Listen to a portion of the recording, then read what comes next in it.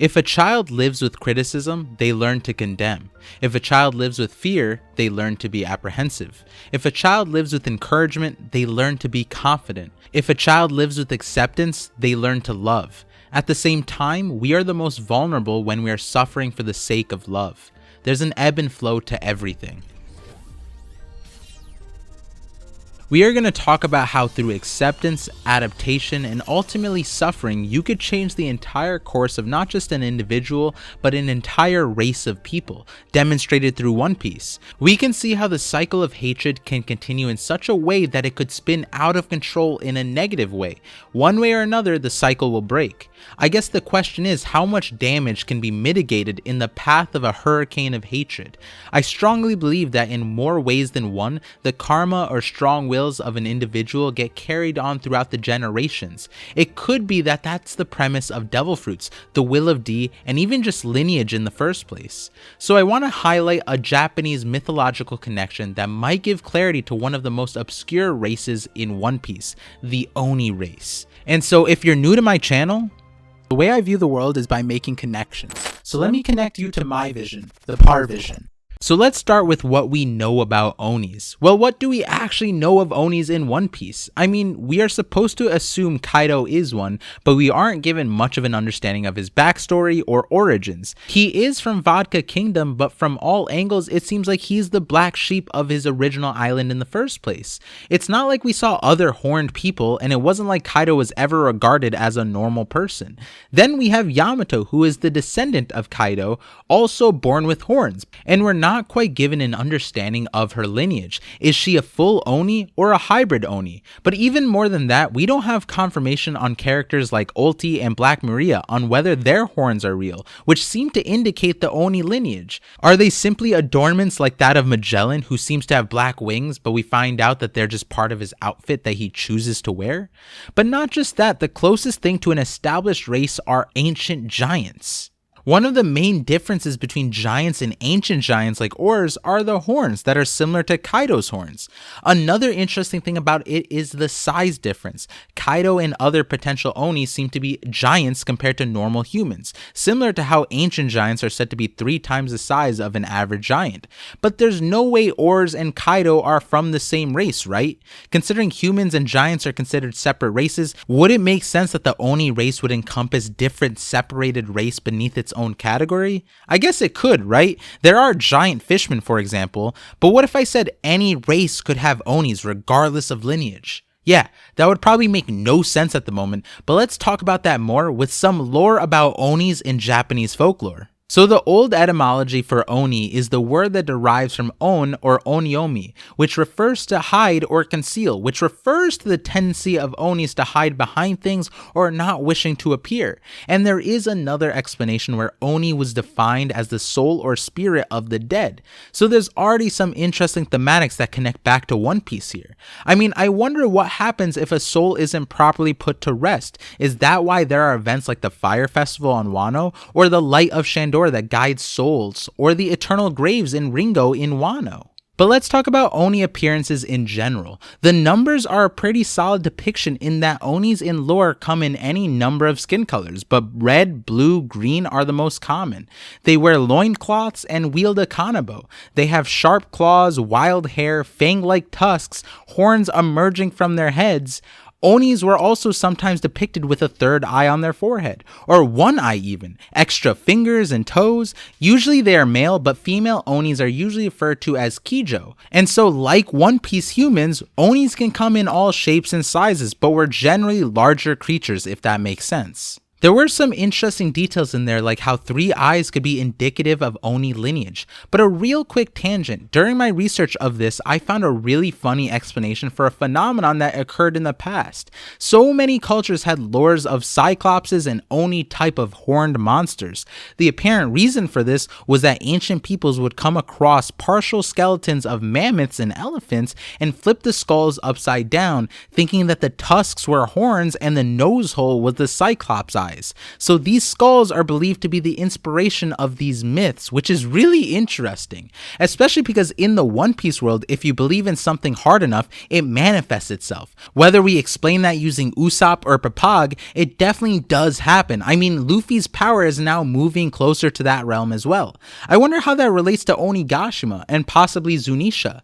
Zunisha's skull could be very misleading to people in the past. But anyways, so we established what Onis look like, but where do Onis in Japanese mythology come from? To paraphrase the primary source, a wicked soul beyond rehabilitation transforms into an Oni after death. Typically in hell, the Onis were the punishers for other wicked souls, in some cases to prevent more Onis from occurring, or to punish the wicked ones who weren't wicked enough to become Onis.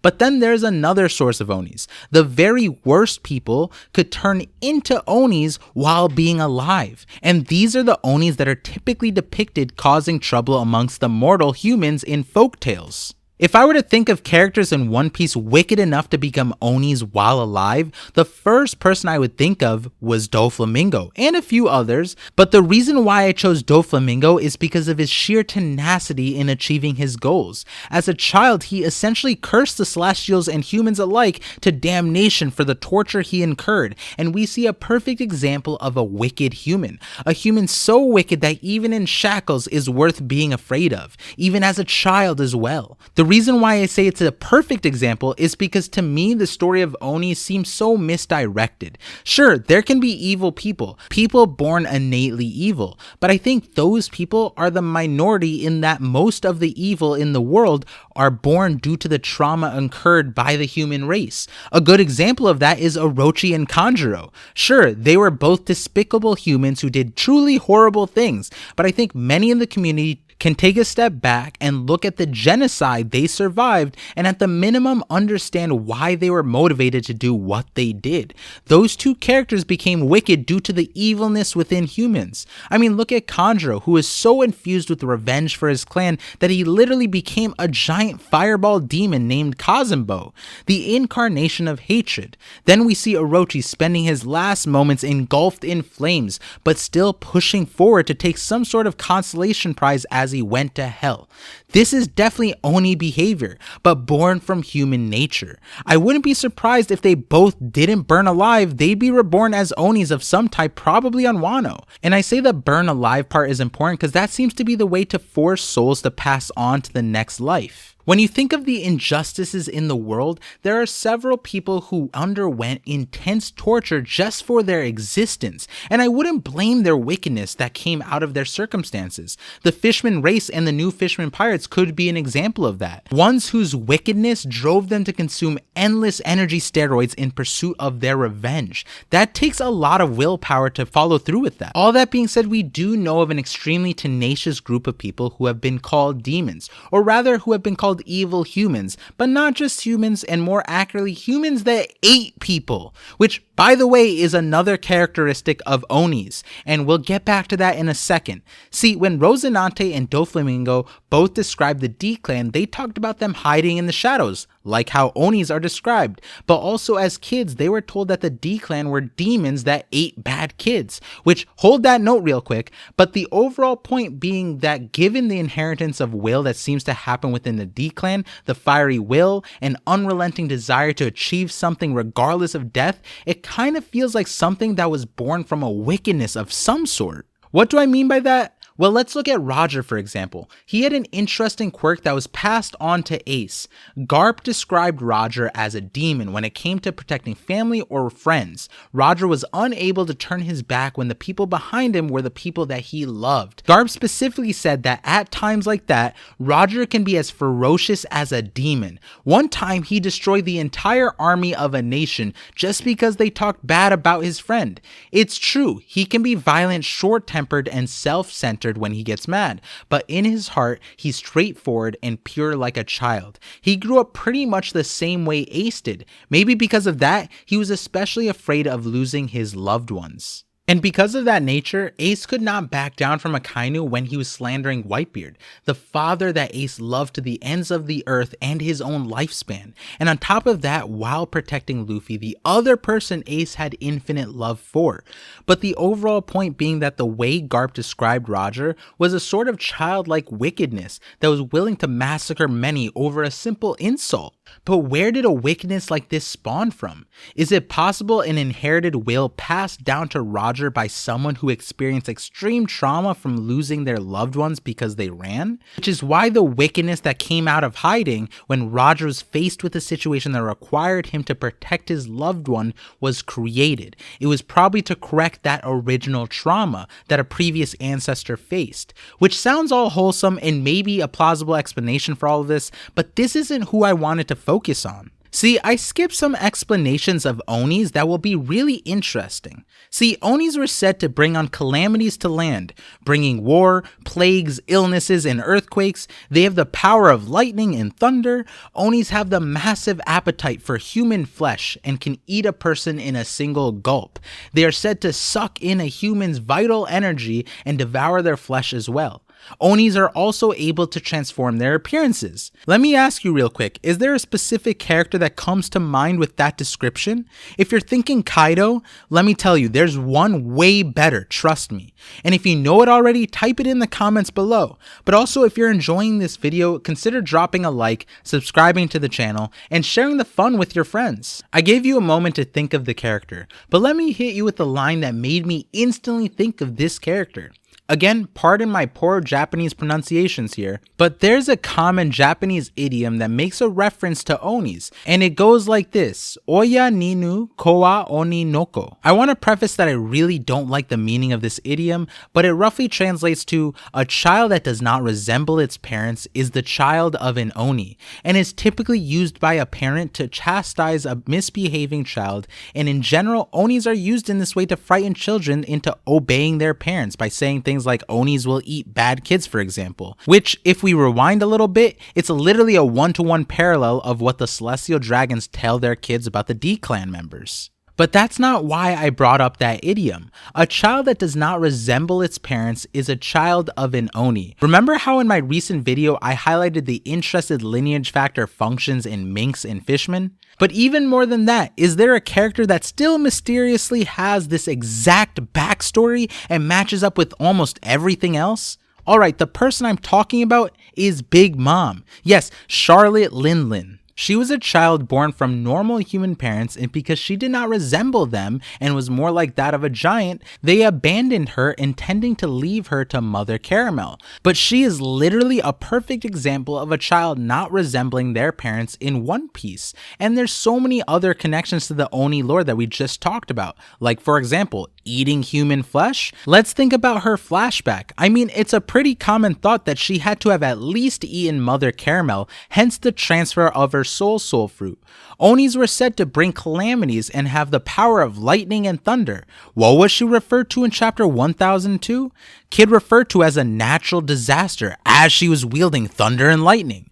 Onis are said to suck humans' vital energy. Well, what a coincidence Oda gave her the soul fruit, which does exactly that. In every regard, Big Mom's presence is that of an Oni, and I think it might be that Big Mom is a hidden Oni. This was something Chief Zoro said in his last words. He literally said, she looks like a child, but on the inside, she is a god of disaster, which Onis that were claimed to be super powerful were called Kijins, or demon gods. And I know I've brought this up several times, but especially now that Luffy has the epithet of a sun god, I can't dismiss this god of disaster mini epithet that Big Mom attained as a child. But even past that, let's talk about her hunger pangs. Could that possibly be the same thing Roger had? A specific trigger that turns Big Mom into an Oni or terrifying demon that indiscriminately will kill to satisfy the trigger? What if that was born out of wickedness of starvation? Someone in the past was pushed to starvation, and not just them, everyone around them. They were pushed so far that they were reborn as a wicked Oni that ensured everyone was well fed. I mean, this makes a lot of sense even when you look past her starvation as a child, and even look past her namesake Whole Cake Island and Toddlerland, where everyone eats very well. But even then, Big Mom was also willing to jeopardize her alliance with Kaido by attacking the Beast Pirates for starving Ibisu Town. She seems to have a similar moral foundation as Roger, where if someone crosses this very basic thing of not providing food to people, it creates a monster Big Mom. And there's so much more to talk about with Big Mom. For one, if these hunger pangs or inherited Oni will stemmed from the past, then maybe forgetting it would erase that instance. And maybe that's why Oda gave us Big Mom with Amnesia, where we saw her constantly starved because there was no food available on Wano, but she never lost control, which is synonymous with Onis, being easy to lose control or simply uncontrollable. Is it because Big Mom lost her memories that she also lost the part of her that fuels the demon that rages about hunger? And we don't even have to talk about mothering mode to get the point across. It feels like there's something hidden within Big Mom for sure. Like, to elaborate a little on how significant the lack of hunger pangs is, on her entire journey from curry to udon, Big Mom was hungry the entire time, but never got angry. She makes it to udon and is still hungry, and Queen denies her the red bean paste soup, and she takes him out while in control of herself. Then she finally sees the pot and finds that it's empty. This is the moment surely the Big Mom that we saw in Whole Cake Island would have gone on a blind rampage, but that's not what happens. She stays conscious and sane and fights. And on top of that, look at this crazy line. Big Mom demonstrates that she doesn't even want the red bean soup for herself. She wants to take it back to Okobore Town because they were so nice to her, and she wants to share it with everyone there. This is not the same Big Mom that goes on hunger pangs or is an easily angered Oni-like character. And then she continues to fight Luffy while in control until Queen surprises her with a dive bomber attack that wakes her up from her amnesia. And here's another interesting detail. While Big Mom's memory was lost, Napoleon never woke up and none of her homies ever activated. Could it be that these homies were made with the soul of the Oni Big Mom that relies on the trauma memory? But while Big Mom had amnesia, the normal Big Mom soul wasn't activating Napoleon? It's so odd that throughout all of this, not a single time did any of her homies activate, almost as if those souls were tied to the memories that were lost. Even Chopper jokingly says, I wonder if Napoleon has memory loss as well. And then if we fast forward to the next time we see Big Mom, look who comes back immediately, Napoleon. Noting a difference in Big Mom as well. It could very well be that there are two Big Moms within the story within the same body, and there'll be some kind of relinquishing moment when it comes to the Oni side of her.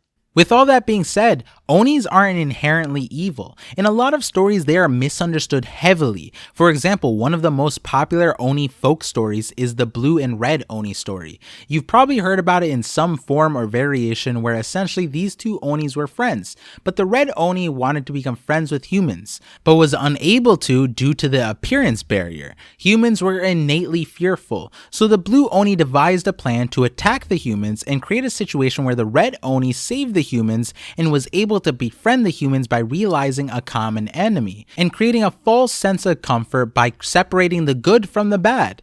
Due to this method, the Blue Oni had to cut off ties from their friend, the Red Oni, completely and isolated himself in order to take the full blame and make the stage terror seem believable. This trope is used many times in stories and especially in anime, even using the color separation to further convey the distinction. And in the story of One Piece, we have many examples of this. I mean, Oars was a Red Oni, I wonder if there was a Blue Oni. But also Shanks and Buggy's disparity. But the overall point is more so expressing the concept that just because of a label, it doesn't make someone evil. Odin could be regarded as an Oni for the way he was as a child, and also had this almost wicked level desire to go out to the sea. I wonder where that was from, or where that was inherited from. And Luffy, our MC, has acted like an Oni several times times throughout the story, but his wickedness is for the sake of freedom. Could it be that Nika was an Oni that was born out of the wickedness called slavery? Extreme slavery gave birth to an Oni like Nika that became the embodiment of freedom? And I know that this is probably wrong given the recent chapters, but when I originally wrote this, I thought that maybe Blackbeard was an Oni too that was born out of sleep deprivation of some sort. And when you look at the atrocities around the One Piece world, there are probably characters that might fit the same description and explain the separation of them from normal humans. Which, if you watch my Void Century video, I talked about how the Void Century could have literally been a period of time that was meant to have people forget the wickedness that occurred entirely. It's possible that the Void Century reflects the Red and Blue Oni story in that the Void Century was done to push a specific narrative over the one that existed prior. But something that was interesting to me is that the ancient giants seem to be mostly eradicated by now. But the giants still remain, and the thing about giants is that there is a fear of the giants amongst the world government like no other, which I know an army of giants could be scary, but from everything that we've seen, it feels like since a child Big Mom could defeat giant chiefs, the world government, especially at this point, wouldn't really fear giants like that. And that's when I thought of what Mother Caramel said when she freed the giants from execution. She said the Navy shouldn't kill the giants regardless because the world should fear the revenge of the giants if they were to mass execute the giants. And I was thinking maybe that was something that happened in the past, that the giants were tortured in some way, and that created the original ancient giants or Onis.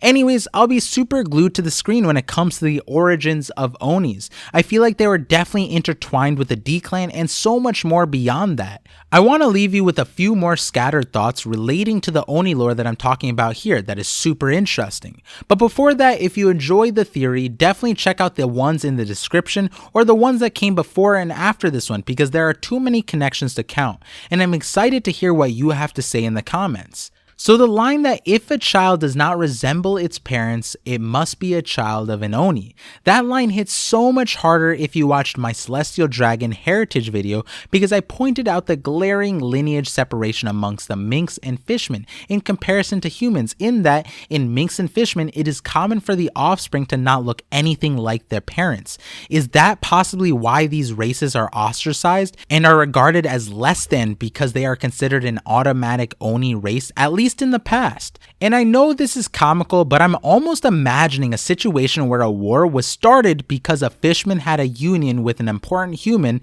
and they had a child that looked nothing like the parents, which would be normal for fishmen but not for the human, thus creating a giant rift due to assumed infidelity.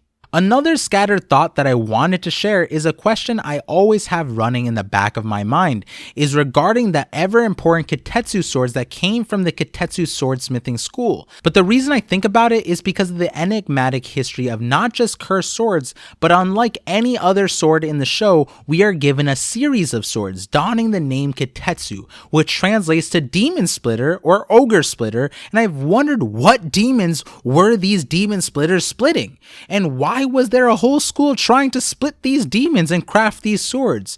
Were the Onis those demons? But also the history of cursed swords seems to drive the wielder into death, and the image that was given was almost that the person would be overtaken with some wicked curse that would turn them into an Oni. Could it be that this is the actual function behind cursed swords? That they would turn the wielder into an Oni? Which again isn't innately a bad thing. It would make you stronger, but if you lost control of yourself, that would be an obviously bad thing. And the way to overcome that is to have proficient haki. Which brings me to the segue I've wanted to make for a while, in that what if that's why Zoro is largely unaffected by cursed swords? Sure, others with proficient haki may be able to overcome cursed swords, but how many times has Zoro been referred to a literal demon within the show?